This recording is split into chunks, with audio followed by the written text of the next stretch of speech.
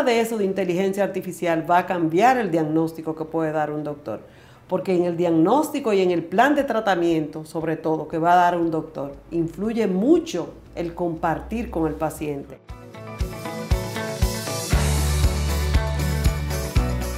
Bienvenidos a Mercado Interviews. Nos encontramos con la doctora Arabella Michelén, presidenta y directora general de Odontología Dominicana, Odontodom.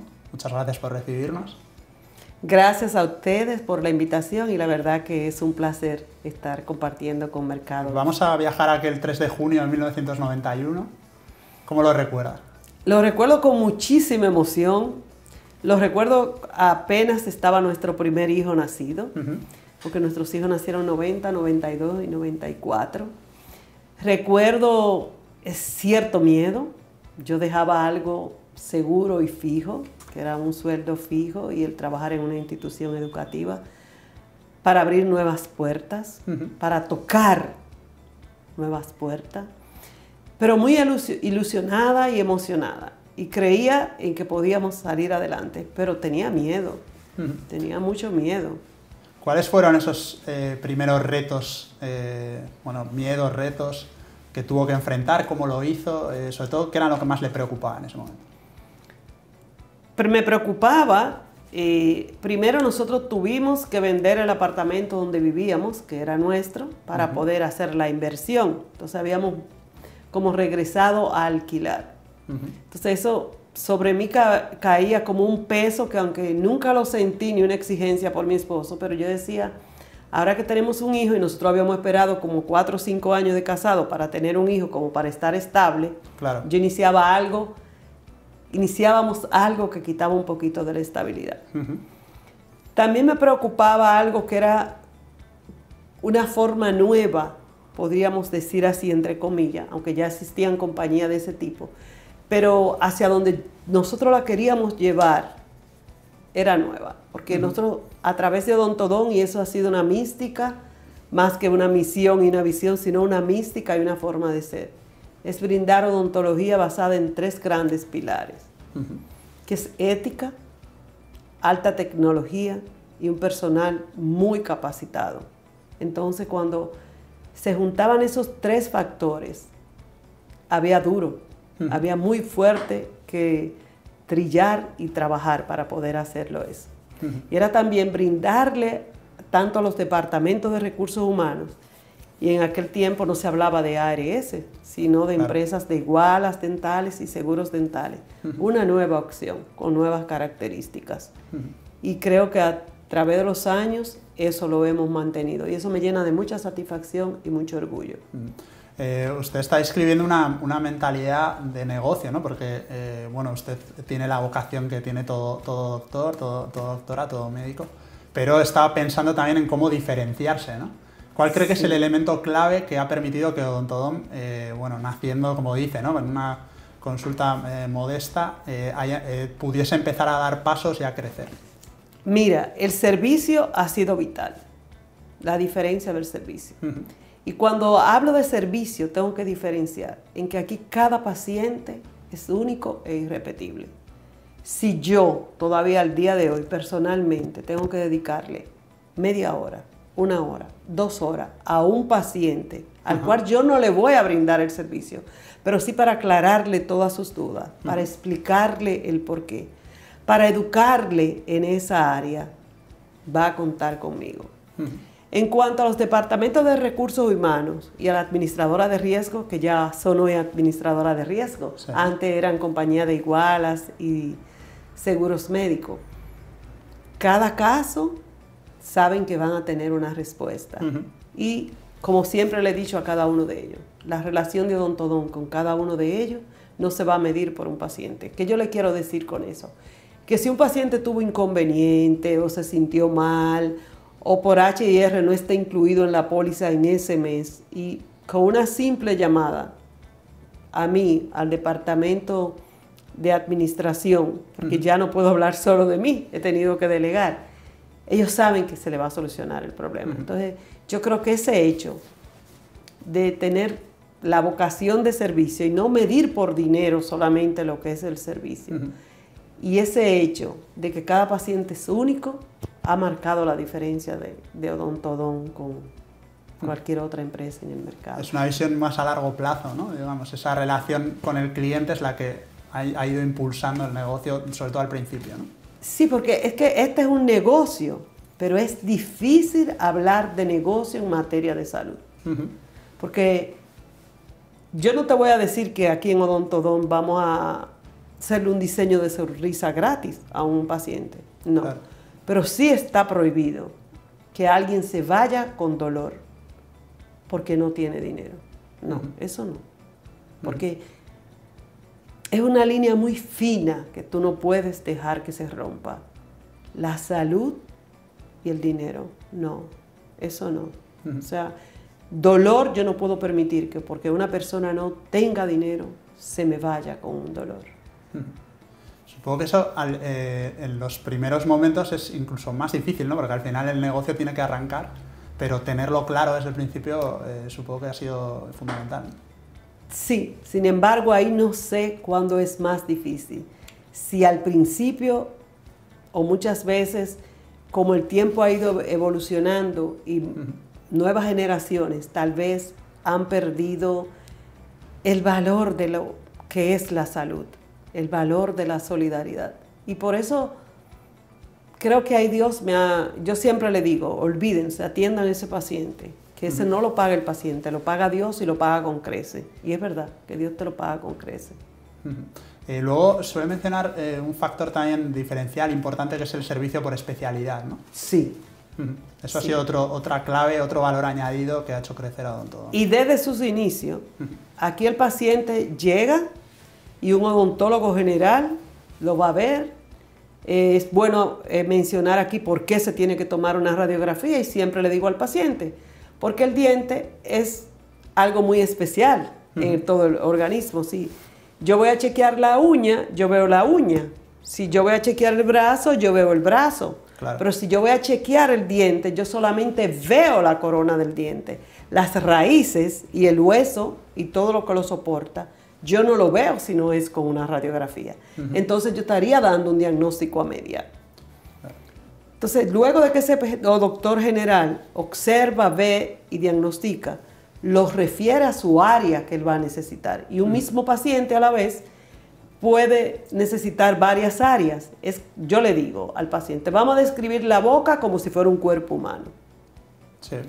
Tenemos encía, tenemos dientes, tenemos paladar, tenemos hueso, tenemos membrana. Así mismo en el cuerpo usted tiene pierna, brazo, tiene problemas en la cabeza. Si le duele la cabeza, usted no va a ir a un ortopeda. Claro. Si le duele un hueso porque se cayó y se lo fracturó, usted no va a ir al neurólogo. Así mismo es la odontología. Si usted tiene problemas en sus encías o usted es un paciente con una predisposición a problemas periodontales, porque quizás es diabético, usted va a tener que ir a un periodoncista. Entonces, no es que yo le voy a cambiar su doctor en cada cita. No. Su especialista lo va a ver en cada cita. ¿Por qué un especialista? Porque eso era antes, mucho antes, cuando yo era niña. Y ya voy a tener 60 años, que el odontólogo era todólogo. No, ya el odontólogo de hoy día no es todólogo. Nos hemos ido especializando por áreas. Y para yo poder garantizarle a usted a un buen servicio, tiene que ser un especialista de su área.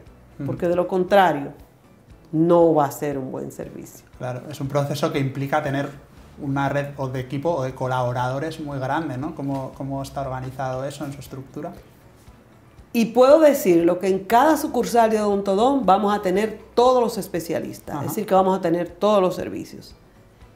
Eso implica que muchas veces el mismo especialista me va a una o dos diferentes sucursales. Okay. Claro, hay áreas que son vitales, que tienen que estar todos los días y en todas las tandas, pero otras que sí son programables, por ejemplo, la estética. No tenemos por qué tener una persona de estética todos los días, porque es muy difícil que usted va a venir por un problema estético o por una emergencia.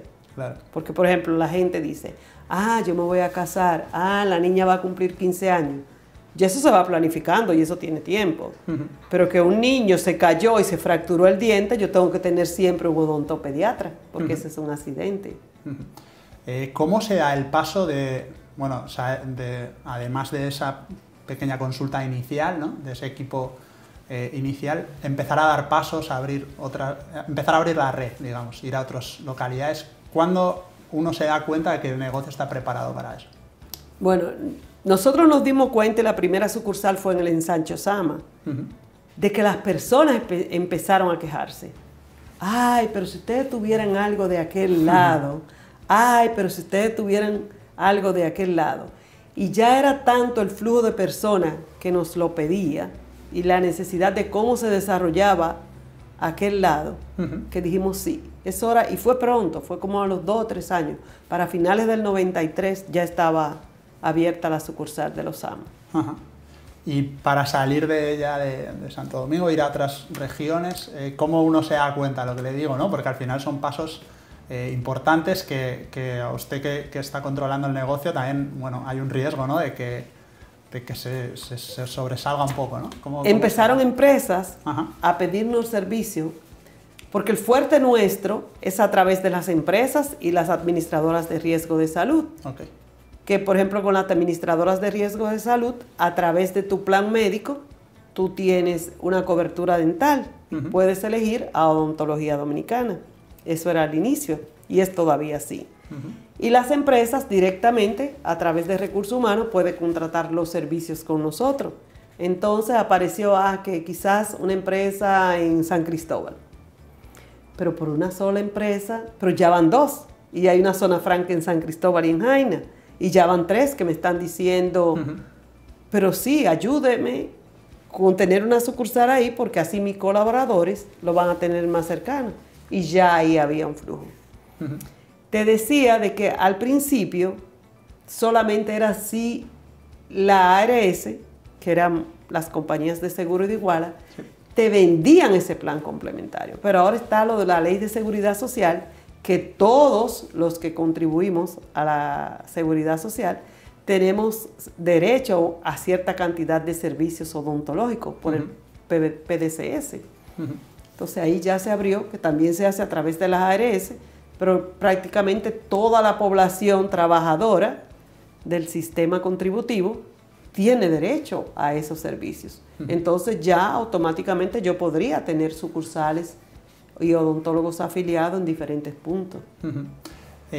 Hablábamos al principio de los miedos, ¿no? De cuando uno inicia, bueno, emprende, ¿no? un proyecto tan importante y deja un trabajo y, bueno, además asume un proyecto de forma familiar. ¿Cuáles son los miedos o retos que vive alguien que está en expansión, digamos, que ve cómo su negocio está creciendo rápido, está creciendo con fuerza, pero supongo que los retos siguen ahí, ¿no? Es decir, cambia un reto por otro, pero supongo que siguen en ese camino, ¿no? Los retos siguen ahí y hay miedos que tal vez, y debilidades, podemos decir, que cuestan mucho y para cada quien es diferente.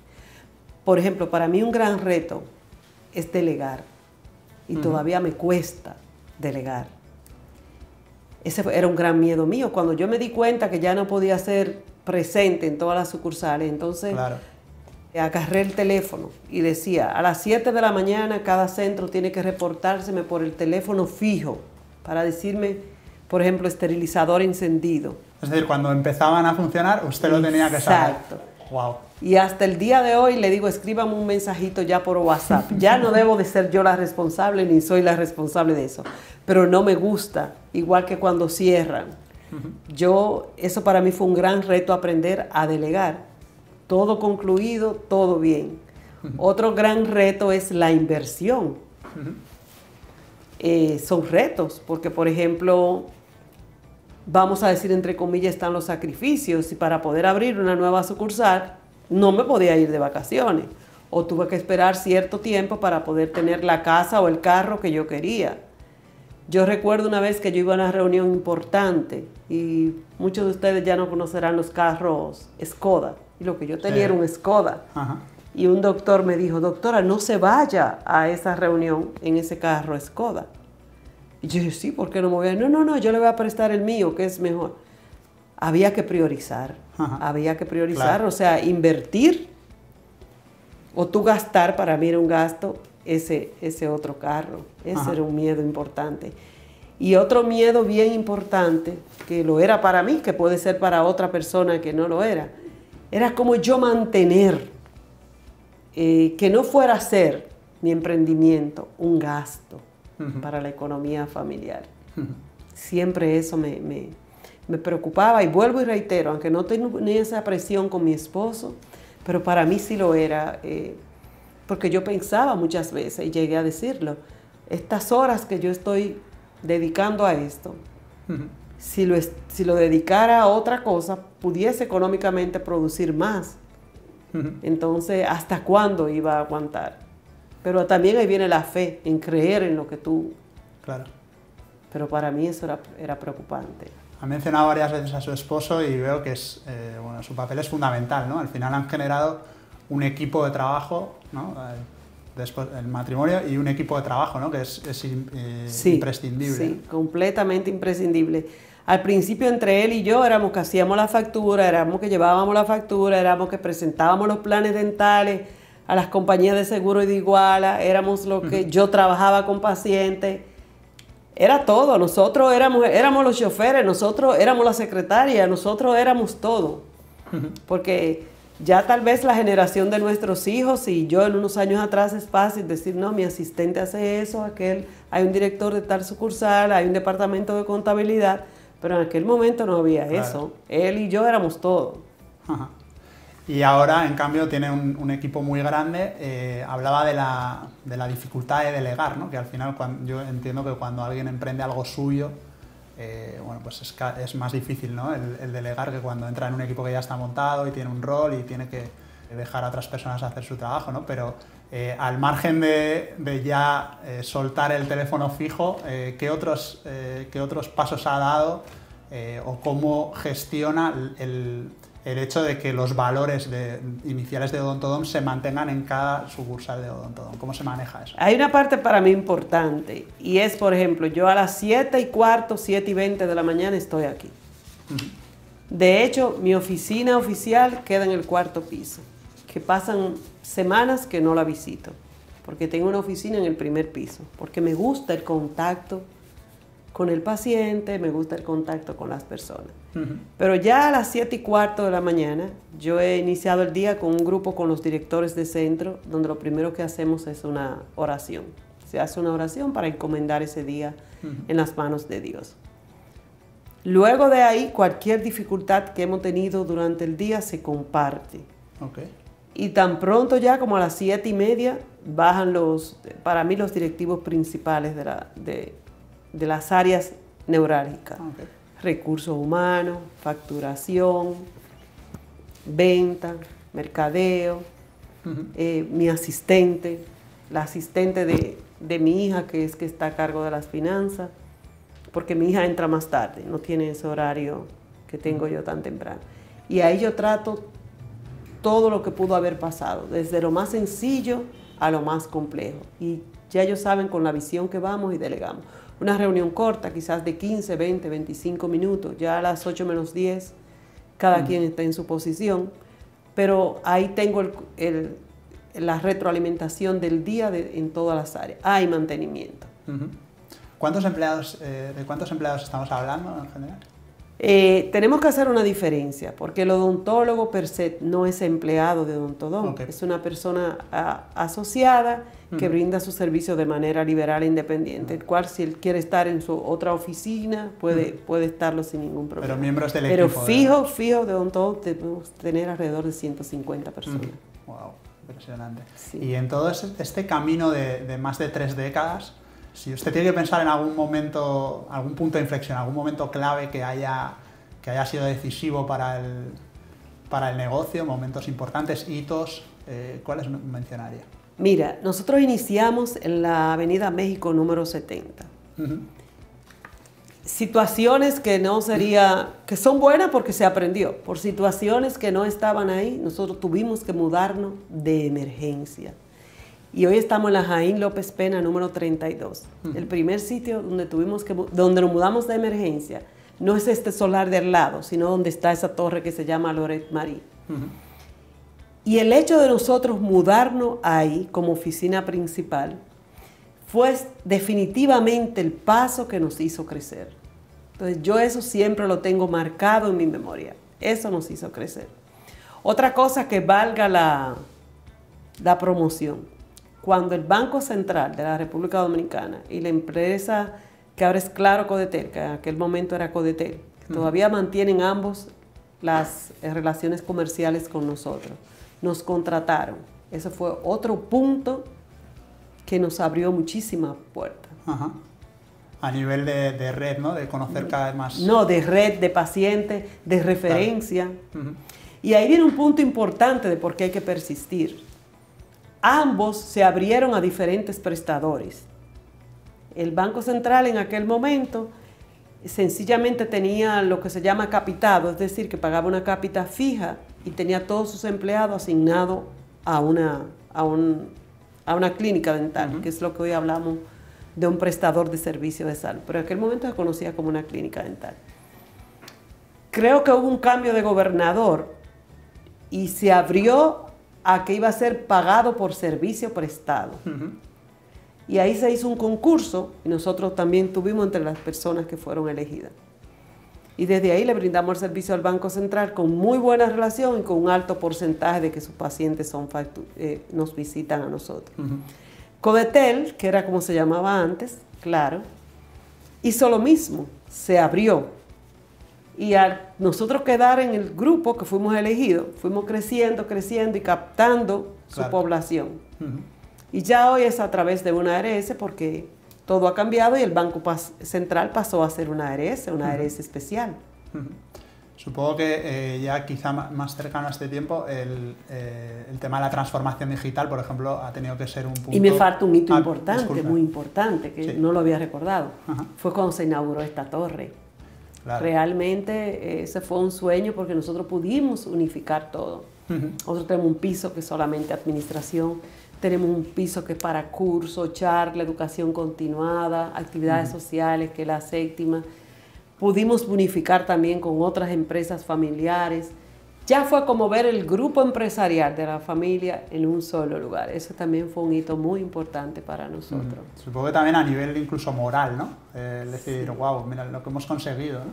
Sí, sí. Como le decía, entiendo que, bueno, tanto para un negocio como Odontodom, como para todo el sector salud, el tema de la transformación digital, bueno, en realidad para todos los sectores, ¿no? Pero es un tema importante porque cambian muchas cosas, ¿no?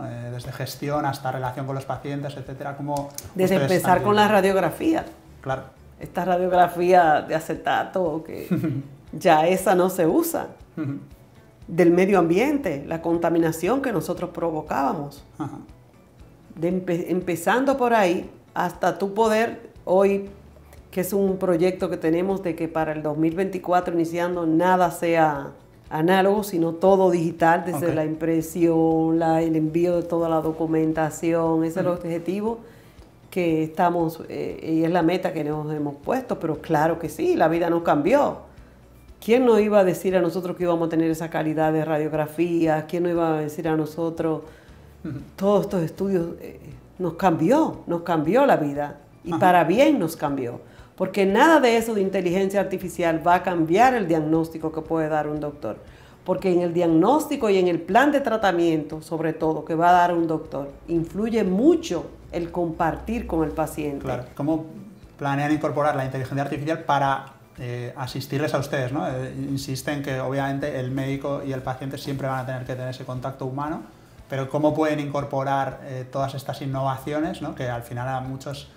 bueno, estamos expectantes, ¿no? De ver cómo se van a incorporar, pero que obviamente hay que hacerlo porque pueden generar muchas oportunidades. ¿Cómo planean? ¿En qué áreas planean hacerlo? Nos va a ayudar en muchísimas áreas, pero por ejemplo, yo te voy a decir en prótesis. Para yo poder hoy ponerte a ti, hacerte una prótesis, que te falta una corona, es todo un episodio.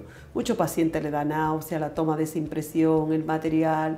Claro, ya hay de sabor agradable, pero tener esa cubeta en tu boca con ese material molesta. Por más que yo no te puedo decir que es agradable. Yo lo más que te puedo decir, tenemos que pasarla para hacerlo, pero agradable no es. Claro. Ya con la inteligencia artificial yo solamente voy a pasar un scan. Y se me va a pasar a un computador y con eso voy a trabajar. Óyeme. Claro. Es del cielo a la tierra. Y no es solamente, por ejemplo, el láser. ¿Qué tanto me ha brindado a mí el láser? Me cambió la vida el láser en odontología. Ajá. Tú ver, por ejemplo, para tú, que una máquina te diga a ti dónde yo voy a colocar los implantes. Ya antes había que con una reglita en ortodoncia, calculando centímetros, milímetros. No, ya yo le paso y me dice aquí, allá, y el implante va a ser de tantos centímetros, de tantos milímetros, centímetro imposible, de tantos milímetros, de estar en este hueso de tal calidad, ¿no? O sea, es una ayuda. Lo que la inteligencia artificial no me está ayudando en ese momento es al manejo per se y a lo que yo tengo que tener consciente como doctor de qué paciente me estoy enfrentando. Pero va a ser es un aliado. Claro, muy valioso, ¿no? Muy valioso y es incalculable lo que me está aportando. Claro. Antes hemos hablado de miedos en el proceso y supongo que, bueno, de retos, ¿no? Supongo que el último gran reto ha sido la pandemia, ¿no? Entiendo, para un negocio como este, ¿no? No sé si ha dejado alguna secuela en el sentido de que ha cambiado algo. Claro, claro. La pandemia fue un reto increíble para la clase odontológica. ¿Por qué? Porque decían, los doctores, los internistas, los neumólogos, estaban en el frente de la batalla para combatir el COVID. Sí. Nosotros estábamos en el frente de la batalla para contaminarnos. Claro. Porque nosotros trabajamos con saliva. Y en aquel momento no se sabía mucho de cómo se iba a transmitir, cómo iba a ser, si quedaba el virus en el ambiente por 1 hora, por 2 horas, por 3 horas. La ventaja siempre ha sido que como nosotros trabajamos con saliva, nosotros siempre hemos tenido que trabajar con protocolos muy rígidos para prevenir cualquier contaminación cruzada. Entonces, para ejemplo, fue agregar nuevos elementos a esto que era desconocido, pero nosotros siempre hemos tenido que ser muy rígidos los odontólogos. Por ejemplo, la protección que nosotros tenemos que tener con un paciente que tiene una hepatitis, con un paciente, ya todo ese protocolo estaba hecho. Claro. Pero nos enfrentábamos a algo desconocido para la humanidad y venían los miedos, las dudas. Algo que yo creo que se está viendo más quizás desde entonces, pero también tiene que ver con la digitalización, es las consultas digitales, ¿no? Digamos, yo no sé si eso pone un poco en riesgo el factor que usted mencionaba, ¿no? Del trato con el paciente, de entenderle, de ayudarle, de que bueno, esa calidad sea el valor principal de Odontodom. No sé cómo ve esto, si cree que en el futuro va a ser lo habitual. Aquí hay un problema, que las consultas digitales en odontología resuelven muy poco. Claro. Nosotros tenemos que actuar en la boca del paciente. Muy pocas veces con una simple receta o con fármacos yo voy a resolver el problema. Yo puedo aliviarlo por unos días, si acaso. Claro. Pero si a ti te duele una muela, yo tengo que trabajar en esa muela. Sí, entonces, ¿dónde yo ayudo mucho? En consejos, en orientación, en prevención. Ahí sí se ayuda mucho por esos medios. Pero ya cuando la enfermedad está establecida, entiéndase una carie, un trauma, un problema periodontal, tiene que ser presencial. Donde sí vamos a trabajar mucho en eso es en prevención. Y en un mundo fascinante, claro. Y en áreas niños, mujeres, embarazadas, ancianos. Bueno, antes lo comentábamos, pero una compañera suya la definió como una apasionada de la prevención, que me pareció una definición bastante curiosa, ¿no? Y aquí está empezando a desplegar esa pasión, ¿no? Esa es mi pasión. Y creo que la prevención fue que me llevó a estudiar odontología. Yo desde muy niña nací en una de las áreas más pobres de nuestro país, en el suroeste. Y aunque yo no viví en mi familia no había esa miseria, vengo de una clase media, pero sí tuve mucho contacto gracias a la iglesia, a los padres redentoristas, con esa pobreza de nuestro país, y con ese desconocimiento de lo que era prevenir. Y me di cuenta a muy corta edad, 11, 12, 13 años, que situaciones que eran completamente prevenibles, porque nadie se lo decía, porque no nos faltaba el agua. En mi pueblo no faltaba el agua, pero tal vez nadie le había dicho que deben lavarse las manos cuando salían del baño. Lo que nos faltaba era educación a esa población tan grande. Entonces, con los padres redentoristas, yo tuve la oportunidad de ir a la parte más pobre de mi país. A la parte, cuando yo te digo la parte más pobre, la parte más pobre, pobre y desposeída. Yo siempre le he dicho, gracias a ellos, yo conocí el otro lado del mundo. Y yo me acuerdo yo tener 12 y 13 años, que yo hacía pequeñas charlas y se la presentaba a los padres y a las monjas.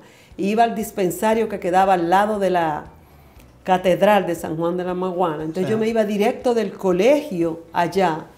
Pero yo no le hablaba de odontología, yo le podía hablar de cepillarse en algún momento, pero le hablaba de lavarse las manos, de que si cogíamos un mango que no nos lo comiéramos sin lavarlo, que si comprábamos algo de la calle que tratar que estuviese tapado, aunque sea con un manto, que ese manto se lavara a diario.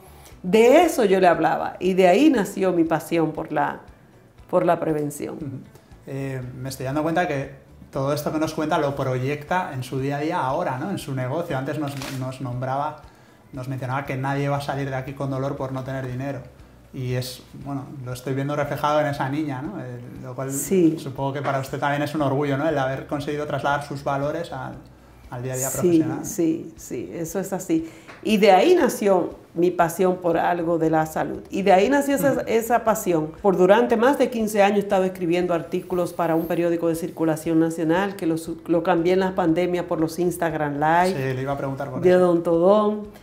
Hago los odontotips, hago de Odontodón para ti. Esa es mi pasión, esa es mi pasión. Y uno de mis grandes sueños, y pienso que antes de finalizar el año lo haré, es mi libro recopilando todos esos artículos de odontología que ya me dijeron que tienen que ser más de un tomo, pero por lo menos el primer tomo. Claro. Tenerlo ya en el aire, circulando, porque es como yo digo, odontología para pacientes. A mí no me interesa, no es que no me interese, sino que no va dirigido para otro odontólogo. Qué interesante. Hemos hablado de retos al principio, de retos en el camino, y ahora en el horizonte, ¿cuáles son? Nosotros tenemos ese reto y el otro es que estamos trabajando fuertemente en un piso completo en el ensanche Osama, en esa zona oriental, que fue nuestra primera sucursal y va a tener también ese primer tipo de sucursal de odontología dominicana, dedicado completamente a lo que es implantes dentales, estética y rehabilitación. Entonces es como una combinación a un nuevo paso. Porque no podemos negar que la odontología muchos la quieren ver solamente como belleza, por el hecho de la sonrisa. Claro.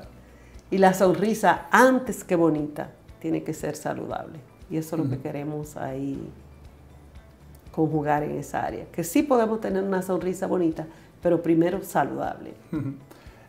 Para ir terminando, ¿cuál es su sueño para Odontodón? Odontodón es un sueño para usted, ¿no? Un sueño cumplido, pero ahora Odontodón es mi cuarto hijo y así lo he nombrado siempre. Tengo 3 hijos y el Odontodón que es mi cuarto hijo.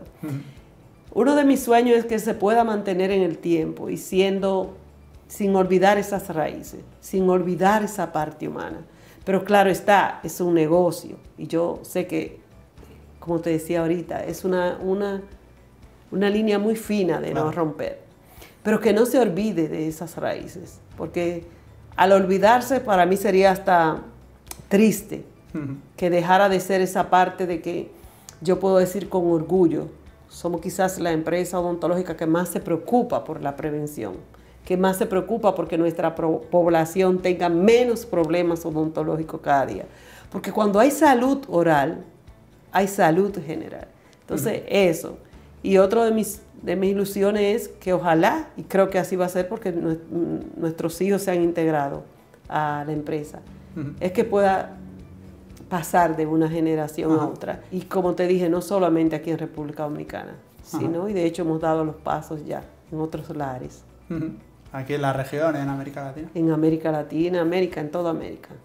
Interesante. Bueno, la sucesión en una empresa siempre es un momento también importante, ¿no? Yo no sé si se va preparando, bueno, lo que usted decía, ¿no? Que los niños, en el caso de su familia, han palpado lo que es el negocio desde el principio, pero yo no sé si, bueno, cómo se va preparando eso también, ¿no? Que en muchas empresas es es un momento también importante. En mi generación, o sea, con mi descendencia, mis hijos, fue como en automático. Ellos tuvieron que integrarse a lo que hacía Odontodont, porque primero había un factor de que era que si en los fines de semana mi esposo y yo estábamos dando charlas, actividades sobre Odontodont, había que integrarlo a ellos. Claro. Y ahí aprendieron a amar a Odontodont. Y también aprendieron a amar a Odontodont viendo el amor y el tiempo y la dedicación que nosotros les dábamos. Ahora ya va a ser tarea de ellos cuando tengan sus hijos, cómo le van a transmitir ese amor a lo que es odontología dominicana para nosotros como familia. Te lo digo, para mí es un cuarto hijo. Pero imagino que también es importante en este proceso, ¿no? Con ellos integrados, ir dándoles también sus áreas de decisión, ¿no? Que poco a poco vayan creciendo. Ah, no, sí, claro. Y es así como una madre tiene que aprender cuando los hijos alzan el vuelo, así mismo tiene que aprender que son ideas nuevas, trabajos nuevos, decisiones que tú muchas veces tienes que mirar y callar, otras que no, que tienes que imponerte. No, lamentablemente es así, por lo menos por ahora es así.